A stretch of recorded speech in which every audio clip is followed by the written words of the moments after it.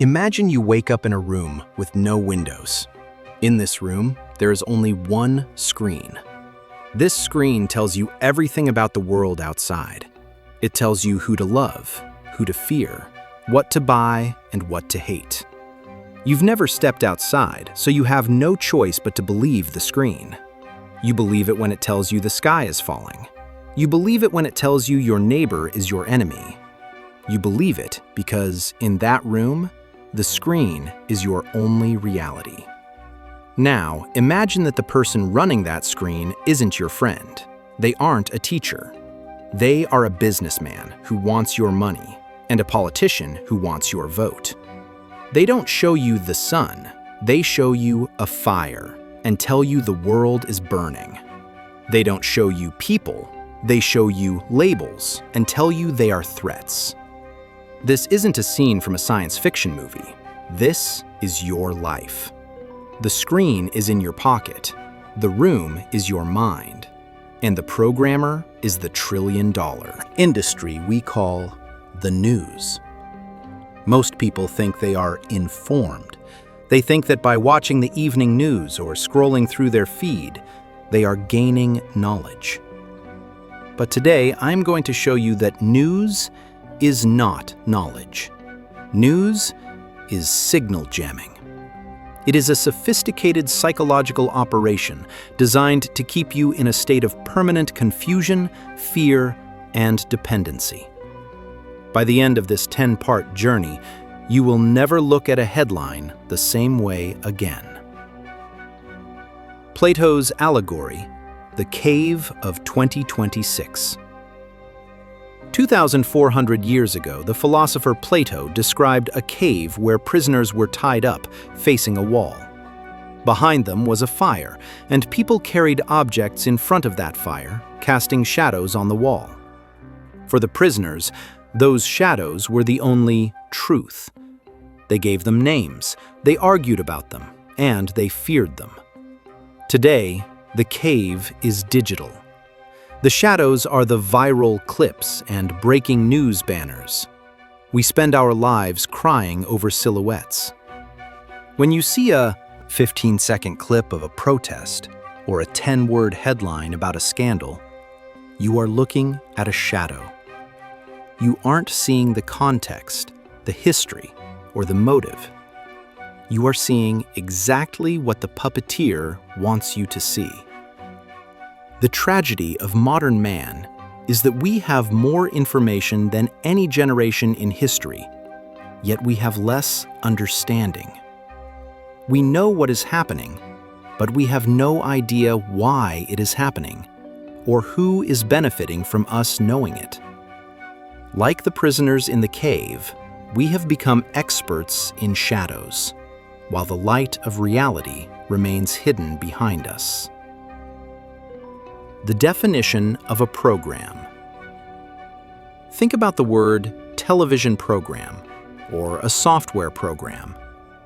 To program something is to give it a set of instructions to follow. When you turn on the news, you aren't just watching a program, you are being programmed. You are being given instructions on how to feel about your country, how to feel about your economy, and how to feel about yourself. In the old world, the king used a sword to control the people. In the modern world, the king uses a story. Because if you can control the story a man tells himself about the world, you don't need to put him in a physical jail. His own mind becomes his prison. This is the shadow factory. It is an industry that takes raw, complex reality and processes it into narratives that serve the powerful. It is time to step out of the cave. It is time to turn around and look at the fire. It is time to understand the architecture of your own perception. The Great Betrayal, 1917. To understand why your newsfeed looks like a battlefield, we have to travel back to 1917. The world was at war, and the American public wanted nothing to do with it. They were isolationists. They wanted to stay home and build their lives. But the elite had other plans. They needed the bewildered herd to want blood. President Woodrow Wilson established the Creel Commission, the first state-sponsored propaganda agency in a democracy. In just 6 months, through posters, films, and 4-minute men who gave speeches in every theater, they turned a peaceful population into a hysterical, warmongering mob. This was the first time in history that the mastery of the mind was proven on a national scale. It proved that truth is not something you find, it is something you manufacture. Walter Lippmann, the architect of the herd. One of the young men on that commission was Walter Lippmann, perhaps the most influential journalist of the 20th century. Lippmann realized something terrifying. He saw that the average citizen, the farmer, the shopkeeper, the clerk, was too busy with their daily lives to truly understand the complexities of global economics or geopolitics. In his landmark book, Public Opinion, Lippmann coined the term the manufacture of consent. He argued that a specialized class, an elite group of smart, well-connected people, must decide what information the public receives. He believed that the common man was not a participant in democracy, but an observer who needed to be steered. To Lippmann, the news was not a window to the world, it was a steering wheel. He believed that if the public were allowed to know everything, they would make the wrong choices. Therefore, the specialized class had a moral duty to manage the truth for the good of the state. Edward Bernays, the Freudian puppeteer. If Lippmann was the architect, Edward Bernays was the engineer. Bernays was the nephew of the famous psychiatrist Sigmund Freud. He took his uncle's theories about the dark, irrational, and sexual desires of the human subconscious and applied them to the marketplace. Bernays realized that if you want to control a man, you don't talk to his brain, you talk to his nerves. He rebranded the word propaganda, which had a bad reputation after the war, into public relations. Bernays once famously wrote, "The conscious and intelligent manipulation of the organized habits and opinions of the masses is an important element in democratic society. Those who manipulate this unseen mechanism of society constitute an invisible government, which is the true ruling power of our country." Think about that for a second. An invisible government. Bernays proved his power with the Torches of Freedom campaign. In the 1920s, it was a social taboo for women to smoke. Tobacco companies were losing 50% of the market. Bernays didn't show women a fact sheet about tobacco. Instead, he staged a news event at a parade where beautiful women lit cigarettes, calling them torches of freedom. He linked a deadly chemical to the psychological desire for liberation. The news reported it as a feminist breakthrough. This was the moment the news died and PR was born. Every headline you read today is a descendant of that original lie. The invention of the consumer. Before Lippmann and Bernays, people bought what they needed. After them, people started buying what they felt. This transformation required the news to stop reporting on reality and start reporting on desire. The news began to focus on the lifestyle of the elite, the fear of the outsider, and the prestige of the material. They realized that a happy, satisfied man doesn't click, doesn't buy, and doesn't vote in a panic. But an insecure man, a man who feels he is not enough or that his neighbor has more, is a man who can be owned. This is the foundation of the shadow factory. They don't just give you the news, they give you a sense of lack. They create the problem, and then they sell you the hero or the product as the solution. You are no longer a citizen of a nation.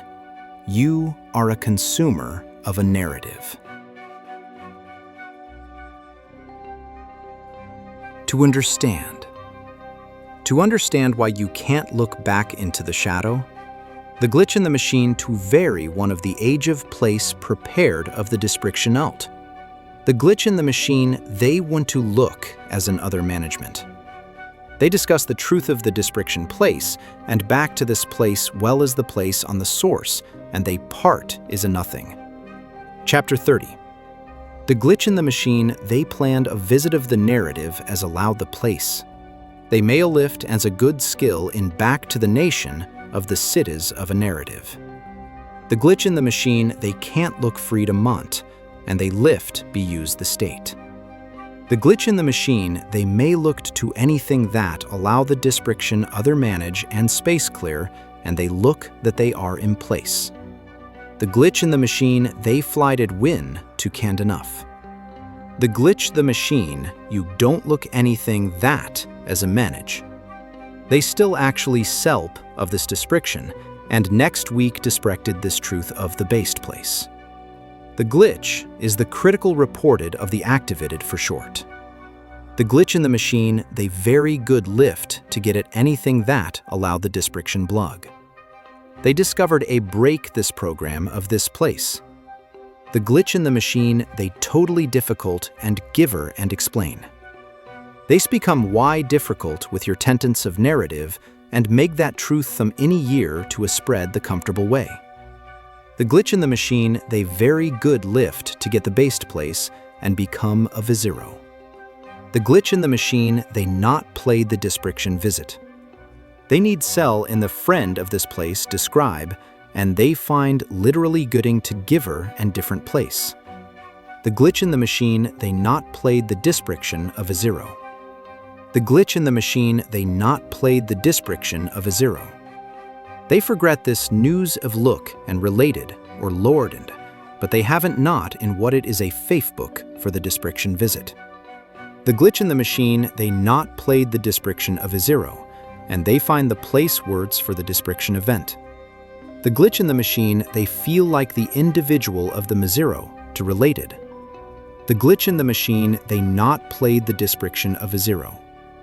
They want to find invariable on the time of man. They cannot prestained another feature among involvement and social level which made her real as well. The glitch in the machine they don't look to the description of a zero.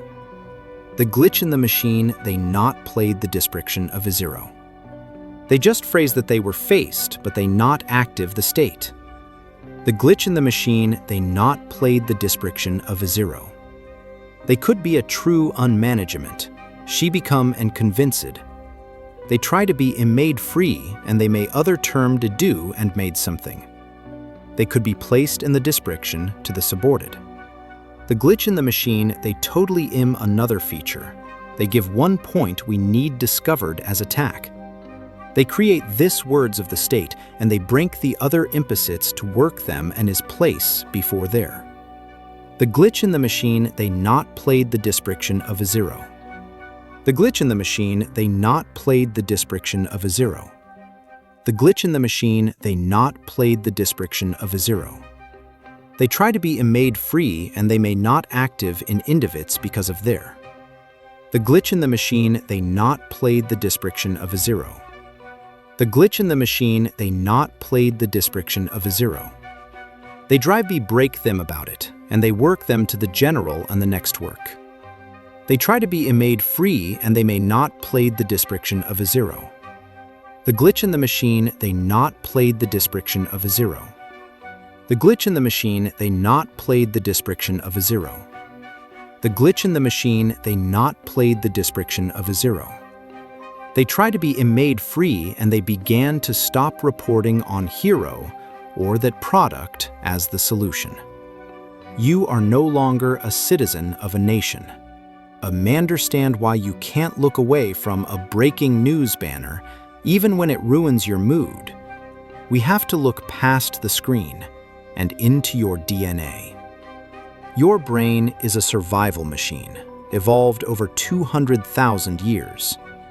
In the prehistoric jungle, the man who spent his day staring at a beautiful sunset didn't survive for long.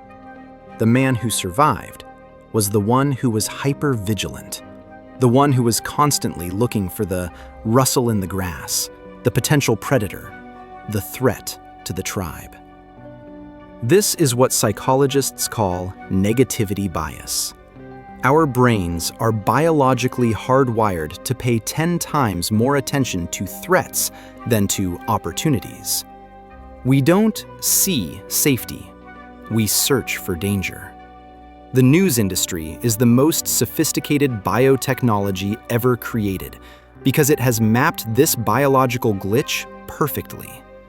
They know that your amygdala, the primitive almond-shaped alarm system in your brain, reacts to fear and anger at lightning speed, long before your prefrontal cortex, the logic center, can even ask, is this story actually true?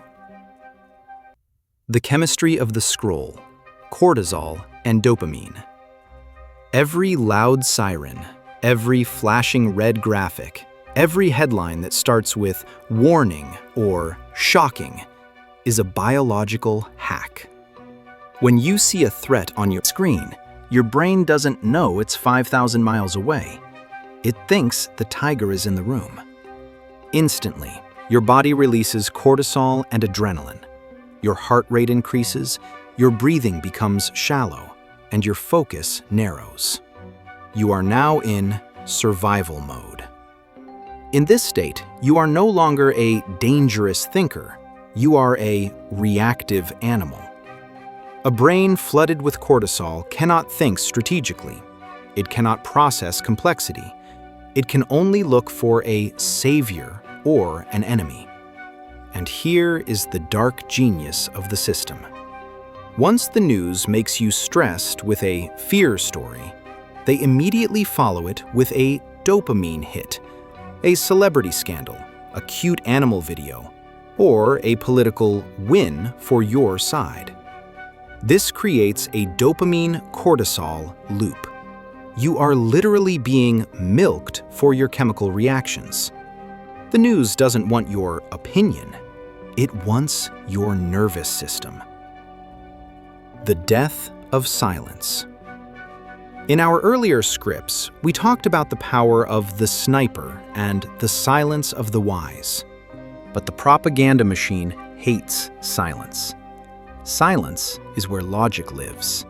Silence is where you realize you are being lied to. Therefore, the news must be ubiquitous. Look at the modern world. There is a screen in the elevator, a screen at the petrol pump, a screen in the waiting room, a screen in your pocket. This is information overload. When the brain is bombarded with a constant stream of urgent but useless information, it reaches a state of cognitive fatigue. You become too tired to verify facts. You become too exhausted to question the narrative. You just accept the flow. This is the goal of the shadow factory, to keep your brain so busy processing noise that it never has the energy to seek the signal.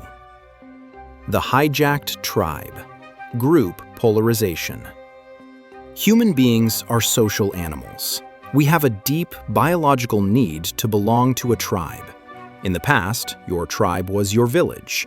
Today, your tribe is defined by the news you consume. The media uses a technique called othering. By constantly highlighting the most extreme, crazy, or hateful members of the other side, they make you feel that your tribe is under attack. This triggers your tribal defense mechanism. When you feel your group is threatened, your brain shuts down the empathy circuit for the outsider. You stop seeing them as humans. You see them as labels. This is why modern politics is so toxic. It's not about policy, it's about biology. The news has turned our natural instinct for community into a weapon of division. They have realized that hate is more profitable than harmony. A divided society needs more news to keep track of the enemy. A united society is a threat to the shadow factory. The state of siege. Think about how you feel after 30 minutes of scrolling through breaking news. You feel tight. You feel anxious. You feel that the world is a dark, cruel, and impossible place. This is called the state of siege mentality. When you are in this state, you are easy to lead. You will agree to lose your privacy for security. You will agree to go to war for protection. You will agree to be a slave if it promises you order. The news doesn't report on the world. It designs a mood, and that mood is fear. Because fear is the remote control of the masses. If you want to be free, you must first reclaim your biology. You must realize that your stress is someone else's profit. You must learn to look at the rustle in the grass on your screen and say, "That is not a tiger. That is just a pixel." The myth of the independent press. The results work into the next work is not available. The myth of the independent press is a few-month announce of the religious of the maxims of the floor, which means changed is not in a myth. The myth of the independent press, just much the floor. The myth of the independent press, you must first reclaim your biology. The myth of the independent press, just much the floor. The myth of the independent press, you must first reclaim your biology. The myth of the independent press, just much the floor. The myth of the independent press, just much the floor. The myth of the independent press, just much the floor. The myth of the independent press, just much the floor. The myth of the independent press, just much the floor. The myth of the independent press, just much the floor. The myth of the independent press, just much the floor. The myth of the independent press, just much the floor. The myth of the independent press, just much the floor. The myth of the independent press, just much the floor. The myth of the independent press, just much the floor. The myth of the independent press, just much the floor. The myth of the independent press, just much the floor. The myth of the independent press, just much the floor. You must mean to return the remoting people for security. You will agree to go to war for protection. You will agree to be the independent press. We are taught from childhood that the press is the fourth pillar of democracy. We are told that journalists are brave warriors of truth who hold the powerful accountable. It's a beautiful story. It's a story we want to believe. But if you look at the ledger books, the reality is much darker. In his landmark work, Manufacturing Consent, Noam Chomsky proved that news doesn't need a government censor in a suit to hide the truth. The system is designed to censor itself through 5 structural bottlenecks. He called these the 5 filters. Today, we look at the first and most powerful: ownership. Think about the most famous news channels in India and the West. Who owns them? They aren't owned by journalists. They are owned by massive, multi-billion-dollar conglomerates. In America, just 6 corporations control 90% of the media. In India, a handful of industrial families own hundreds of channels, newspapers, and websites. These owners are the same people who own the coal mines, the telecom networks, the pharmaceutical giants, and the defense contracts. Ask yourself, would a news channel owned by an oil tycoon ever tell you the full truth about a leak that poisons a river? Would a channel owned by a defense contractor ever argue against a war? The first filter is simple. Truth is an expense. Profit is the priority. The master's voice. Most people think propaganda is a lie, but the most effective propaganda is the selection of truth. The billionaire owner doesn't need to call a journalist and say, "Lie for me." They don't have to. The system has a built-in self-correction mechanism. A journalist who consistently writes stories that hurt the owner's business interests will simply not get promoted. They will be called difficult or not a team player. Eventually, that journalist is replaced by someone reliable, someone who naturally thinks like the owner. This is called internalized censorship. The people at the top of the newsroom aren't being told what to say. They have been carefully selected because they already believe what the owner wants them to believe. They don't feel like they are lying, and that is what makes them so convincing. They are the master's voice, speaking from a script they think they wrote themselves. News as a corporate shield. In our earlier script about John D. Rockefeller, we saw how he used philanthropy to polish his name. Modern corporations use the news as a corporate shield. When a massive company is accused of a crime, their own media outlets don't ignore the story. That would be too obvious. Instead, they frame it. They focus on the legal technicalities. They focus on the economic loss of a potential fine. They interview experts who are also on their payroll. They turn a tragedy into a complex debate. By the time they are done, the viewer is confused, bored, and ready to move on to the next celebrity scandal. This is the strategy of exhaustion. They use their ownership to drown the signal of their own crimes in a sea of corporate-friendly noise. The news is not a window to reality. It is the public relations department of the global elite. The death of the local voice. One of the most dangerous side effects of this ownership filter is the death of local news. Small independent newspapers used to be the heart of a community. They reported on the local school board, the local corruption, the local problems. But the shadow factory has swallowed them all. Today, a local news channel in a small town is often just a satellite for a massive corporate office in a big city. They read the same scripts, use the same graphics, and push the same national agendas. Why? Because it's cheaper. But the cost is the atomization of society.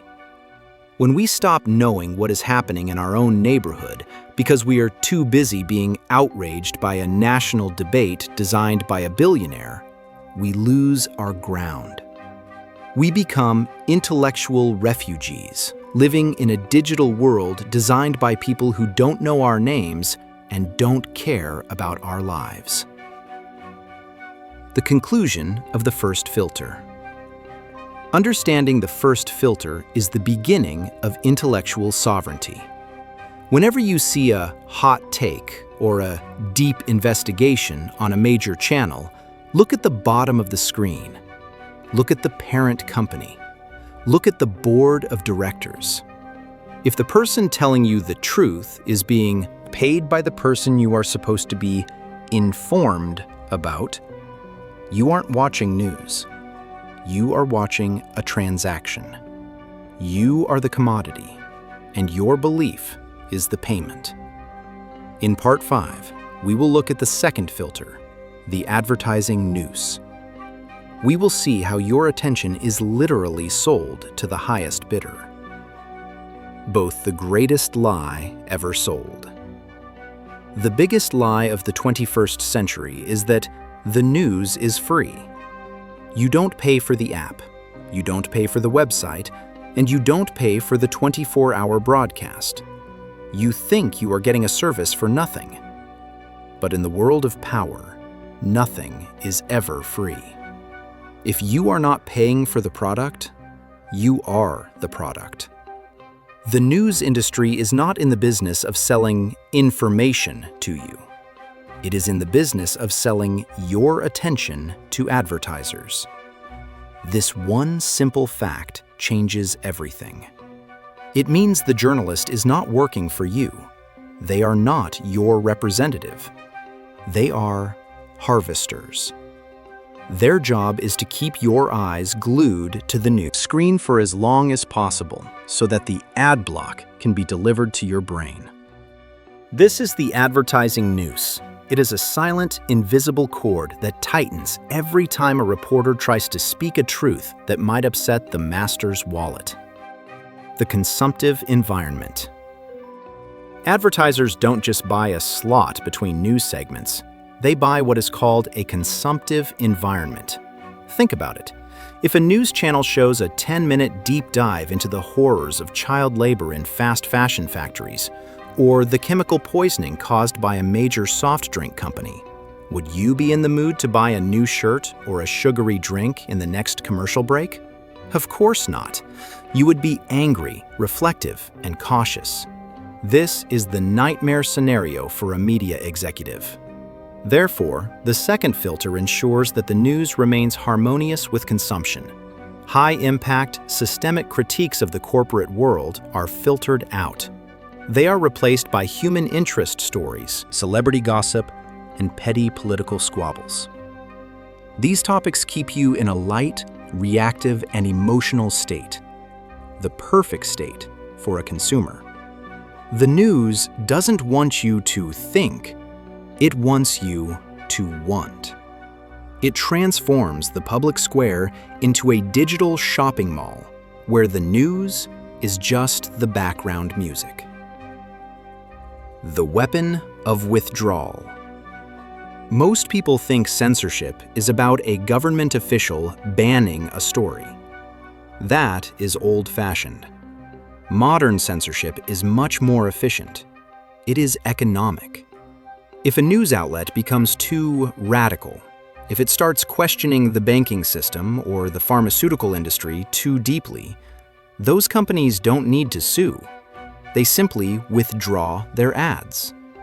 In a world where newsrooms are already struggling to survive, a 20% drop in ad revenue is a death sentence. This creates a chilling effect. Every editor, every producer, and every reporter knows where the red lines are. They know which companies are too big to critique. They don't need to be told to be quiet. They stay quiet out of survival.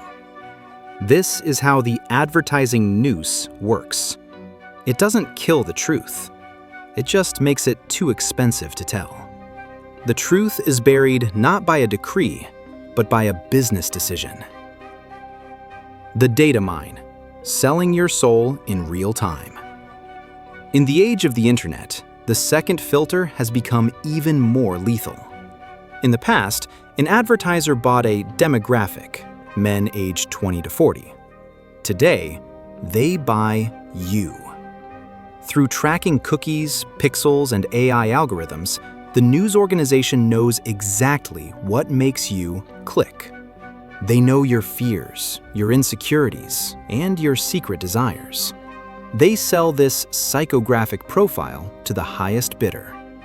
If the data shows that you are more likely to buy a luxury car when you are feeling insecure about your social status, the algorithm will feed you news stories that make you feel lower class or unsuccessful. This is behavioral modification. The news is no longer a mirror of the world. It is a surgical tool used to find the soft spots in your mind so that an advertiser can plant a seed. You aren't being informed. You are being calibrated. The conclusion: reclaiming the value of your mind. To break the second filter, you must first recognize the value of your own attention. Your attention is the fuel that runs the shadow factory. When you give your eyes to a rage-bait headline or a sensationalist clip, you are literally handing money to the people who want to control you. The dangerous thinker understands that free news is the most expensive thing in the world. It costs you your mental clarity and your independence. In Part 6, we will look at the third filter, the source trap. We will see how the government and the media have entered into a marriage of convenience where the truth is the first casualty. We will see how access is used to turn watchdogs into lapdogs. The mirror and the megaphone. In the previous parts, we will see how the daughter of the general will be on and take a croof, boundaries of the news. But now, we must look at where the raw material of the news actually comes from. Think about a typical news story. The Pentagon says, the Ministry of Finance reports, the police commissioner stated. Most people see these attributions as a sign of credibility. They think, well, if the official department said it, it must be true. But the dangerous thinker sees something else. They see a symbiotic relationship. They see a marriage of convenience where the journalist provides the megaphone and the government provides the access.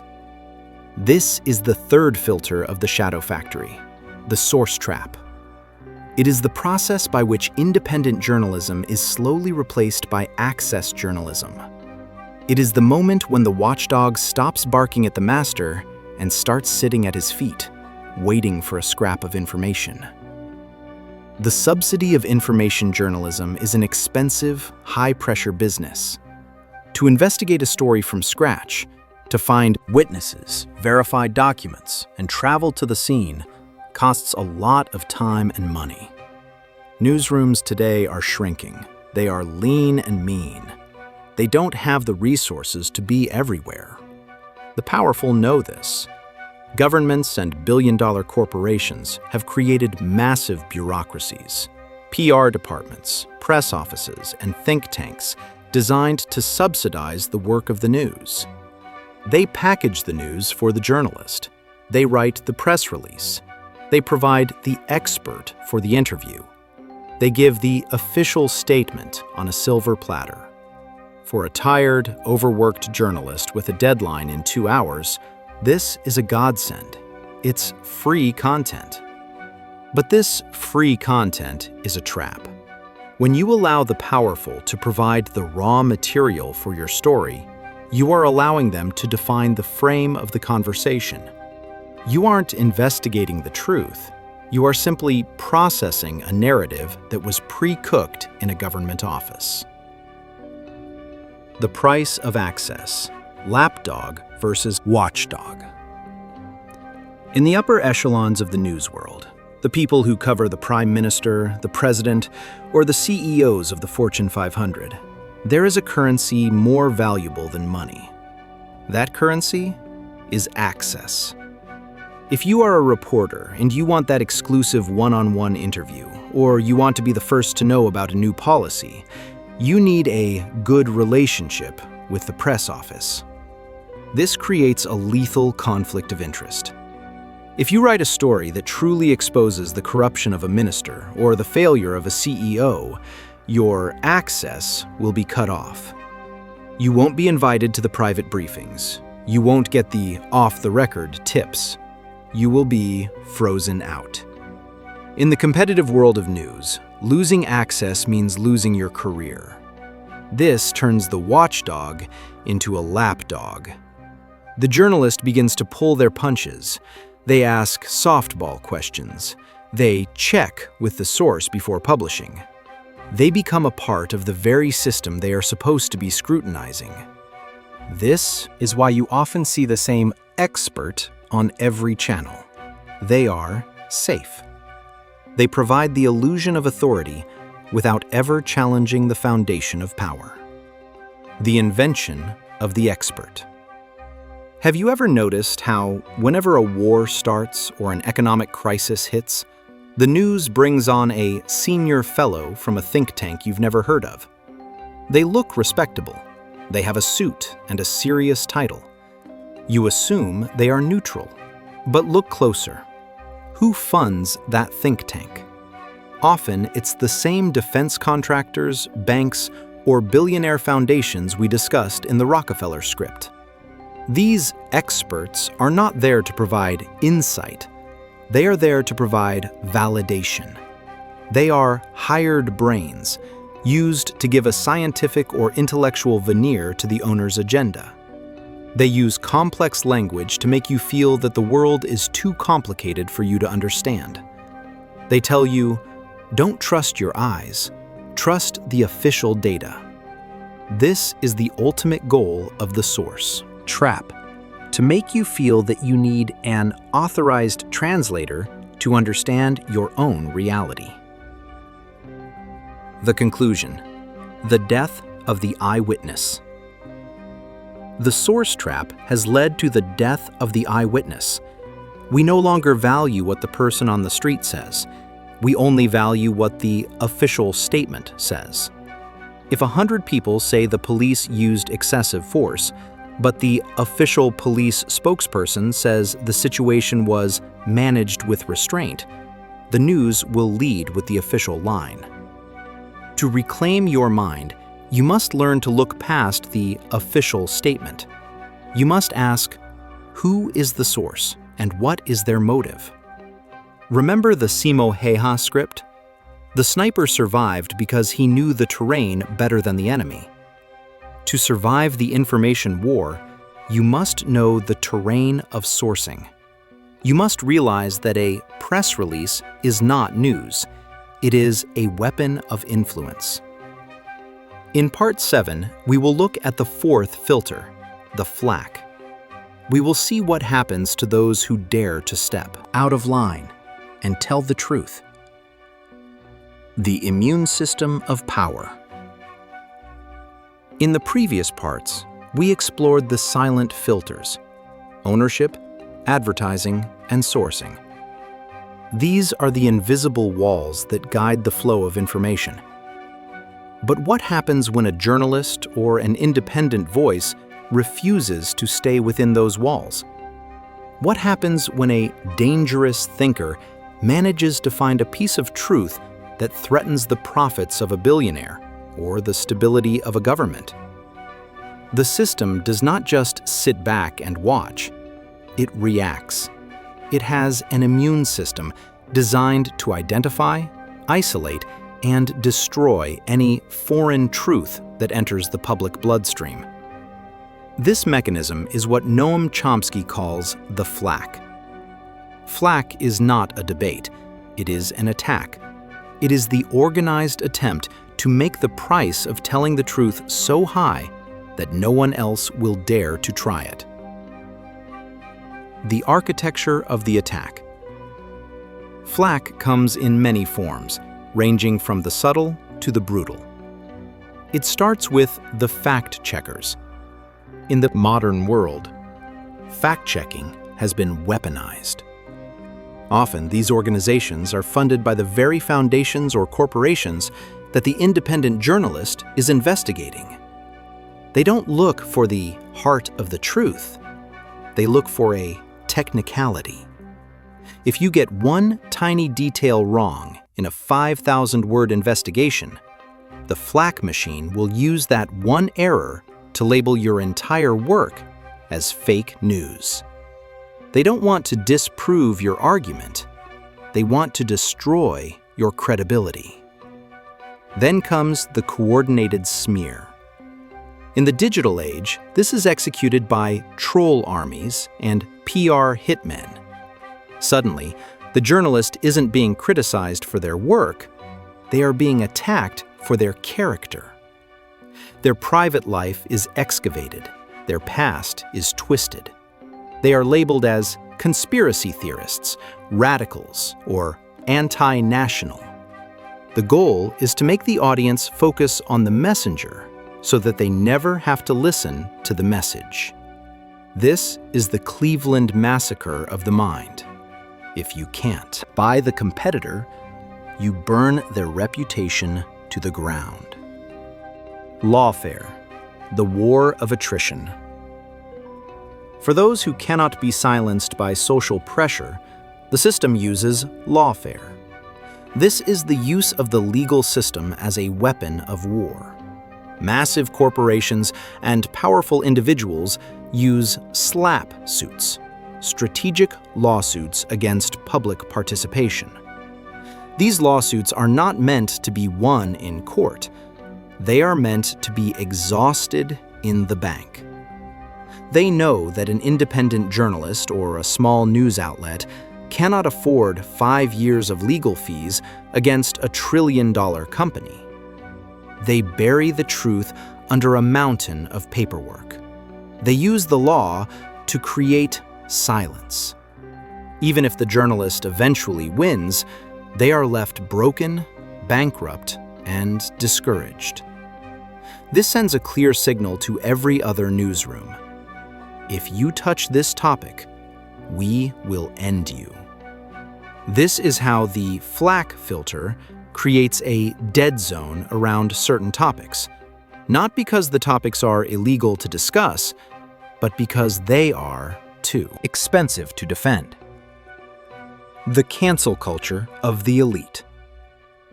We often think of cancel culture as something that happens on social media among teenagers, but the most effective cancel culture is practiced by the elite. When a journalist goes too far, they find that their invitations to speak at conferences disappear. Their book deals are canceled.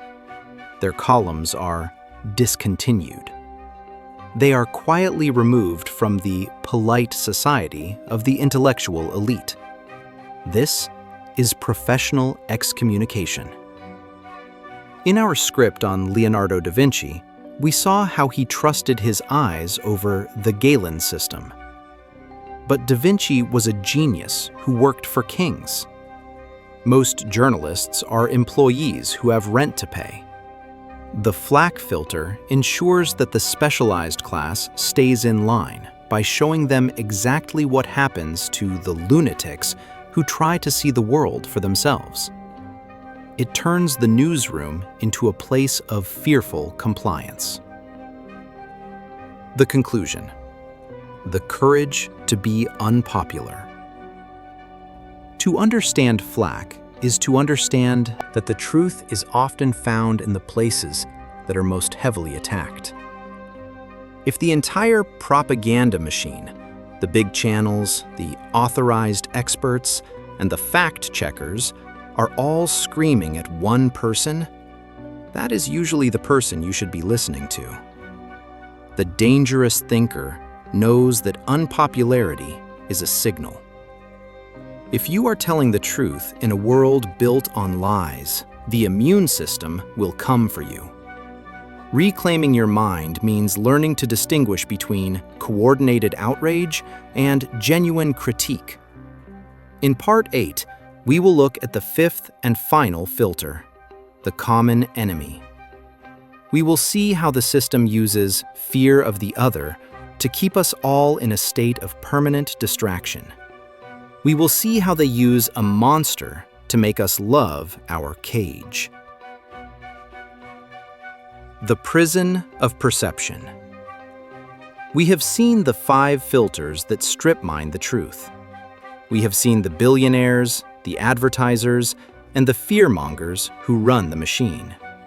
But now we must look at the casualty.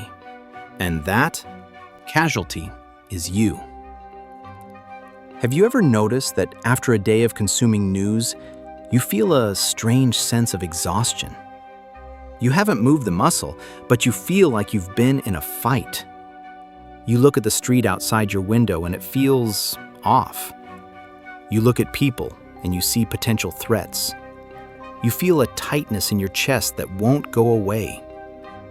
You might think this is just stress, but it's actually a documented psychological condition. In the 1960s, a professor named George Gerbner discovered a phenomenon that is now the foundation of the modern news industry. He called it the mean world syndrome, the Great Distortion. Gerbner conducted a massive, decades-long study called the Cultural Indicators Project.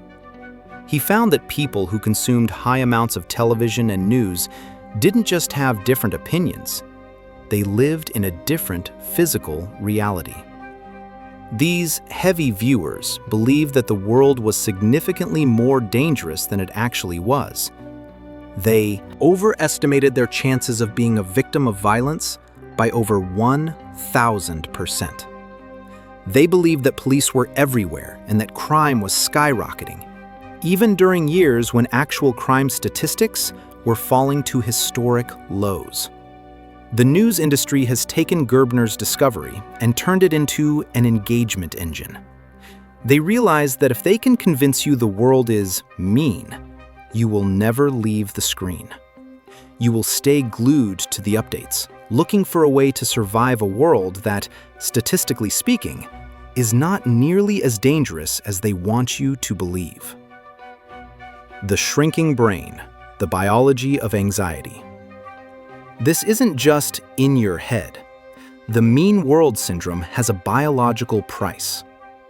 When you are constantly exposed to breaking news about wars, murders, and economic crashes, your brain stays in a state of chronic high cortisol. Neurologists have found that long-term exposure to this kind of stress actually rewires the physical structure of your brain.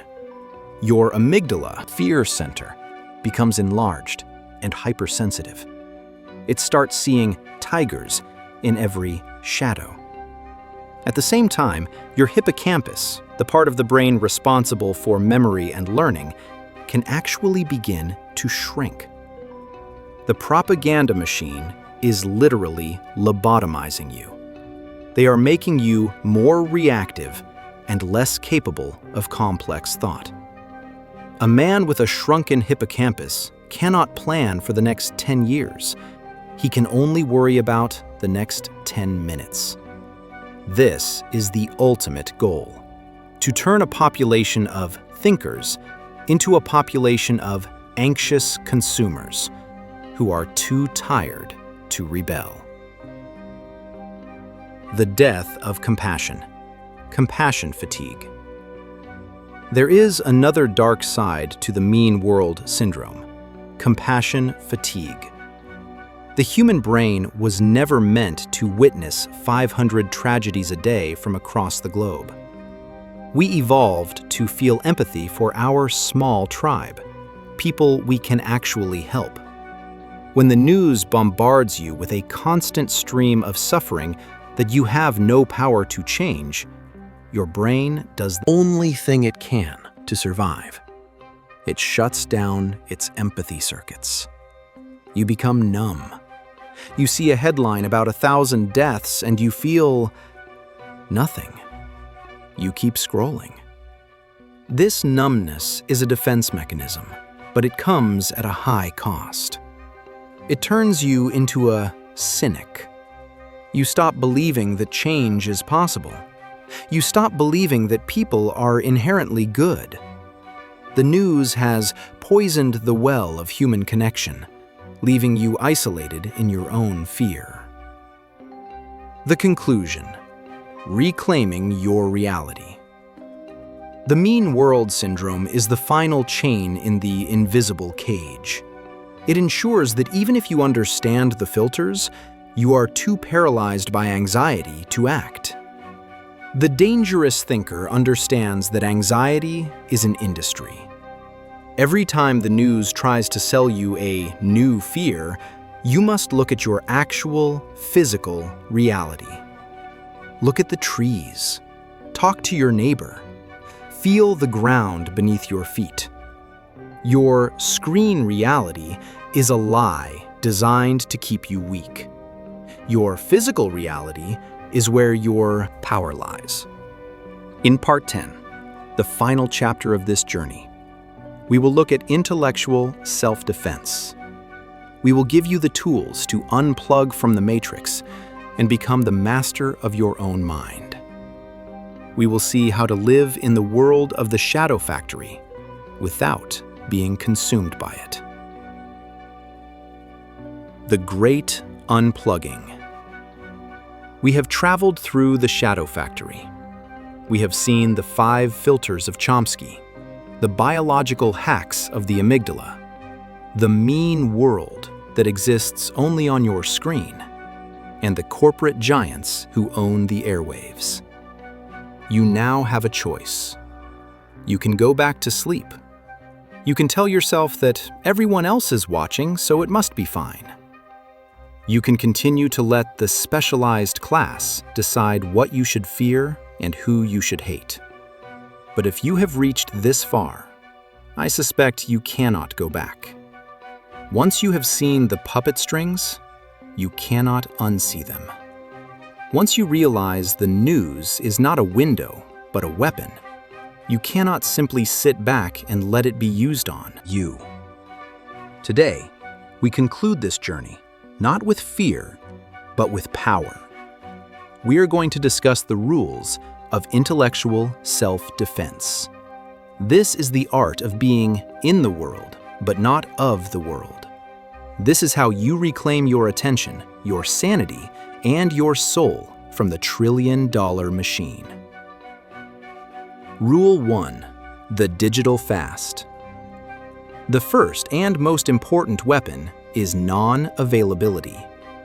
In our earlier scripts, we talked about John D. Rockefeller and how he controlled the supply of oil to control the price.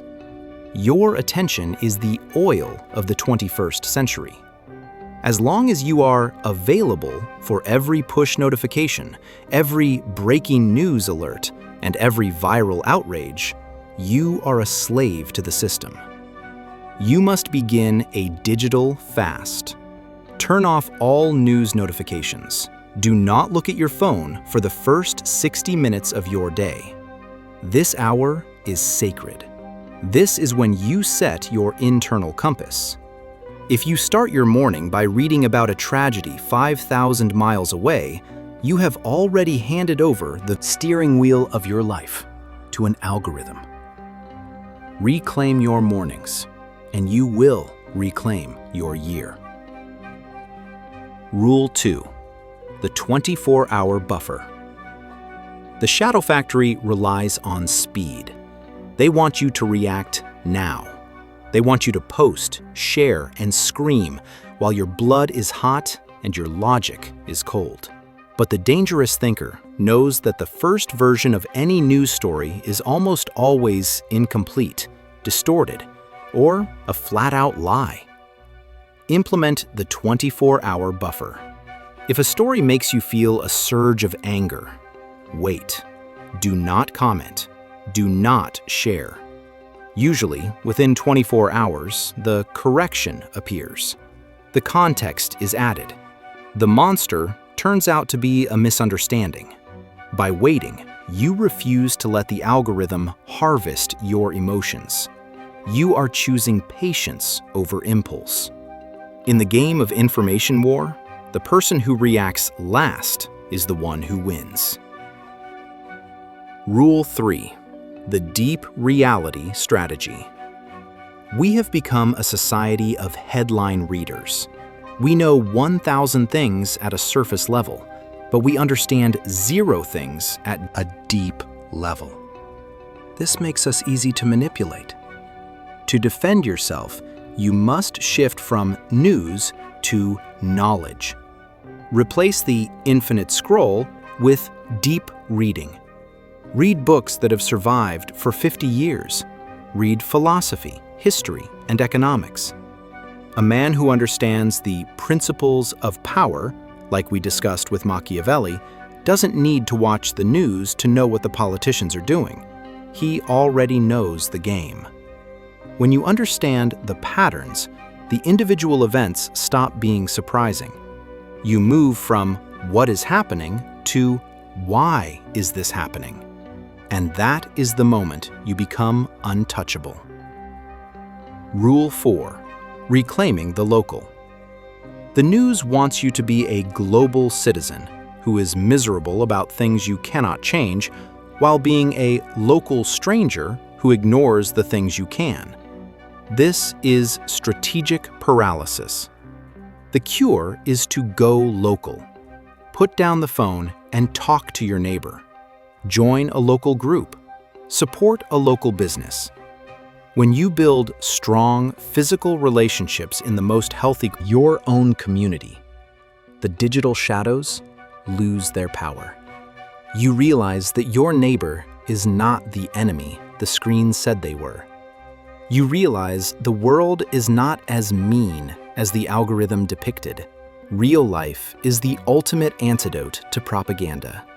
The system wants you isolated and digital.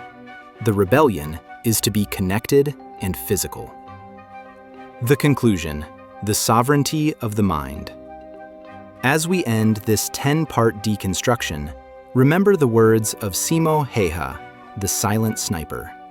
His survival depended on his ability to blend into the environment and wait. He didn't make noise. He didn't look for validation. He just did what was necessary and returned to the silence. The shadow factory is loud. It is bright. It is demanding. But it is only a shadow. It has no power over you unless you give it your consent. You are the gatekeeper of your mind. You decide what enters and what stays out. You are not a consumer. You are a creator. You are not a product. You are a power. Go to the comments for the last time. I want to see the dangerous thinkers identify themselves. Write, I have unplugged from the shadows. Tell us one thing you are going to do today to reclaim your reality. Subscribe if you are ready for the next season of our journey, where we will dive even deeper into the hidden mechanics of the world. Remember, the greatest trick of the system was making you think you needed it to understand the world. But the truth was always within you. You just needed to turn off the noise to hear it. The rest is in your hands.